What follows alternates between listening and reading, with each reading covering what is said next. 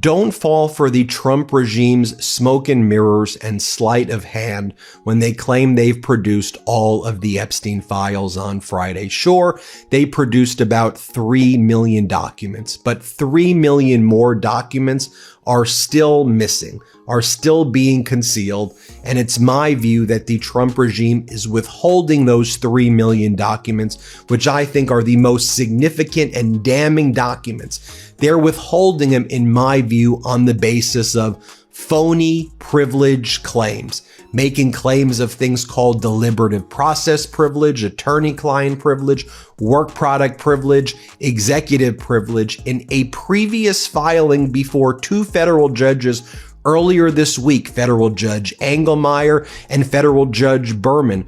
Trump's DOJ previewed that they would be withholding documents and records. They stated that at some later date, they didn't give the date at the time, they said they would be producing the Epstein files and records, but they said, pursuant to the Epstein Transparency Act, we will be withholding certain documents on the basis of privilege claims. Now, the Epstein Transparency Act does not permit the Trump DOJ to withhold documents and evidence on the basis of privilege claims. The Epstein Transparency Act simply says you have to produce every document in the Epstein files, but you can do redactions of victims and survivors' names, identities, faces, photos, and personal identifying information to prevent victims and survivors from being re-traumatized. But the Epstein Transparency Act doesn't say you can withhold documents on the basis of privilege. Further, the Epstein Transparency Act says that the Trump DOJ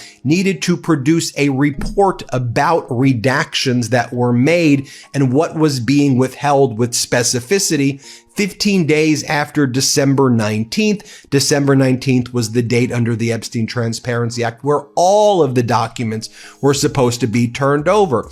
So far, the Trump DOJ on Friday only produced 3 million documents. They claim that there were 6 million documents they collected, and they just claim the other 3 million documents don't meet the criteria of the Epstein Transparency Act. What does that mean? It does not meet the criteria. If you read the filing they made earlier this week, they talk about privilege claims. And you see, my view, having reviewed all 3 million documents on Friday, there were significant documents missing. The indictment of Epstein, in my view, I didn't see it. That was missing.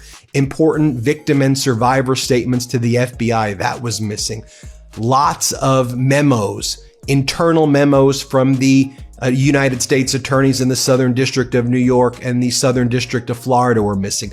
Internal FBI memos were missing. Transcriptions of phone calls, transcriptions of videos, all of that was missing from the 3 million documents that were produced. Now, there were some bombshells in the 3 million documents that were produced. So you may be asking, well, Ben, what kind of cover-up is it if they release some pretty damaging documents, right?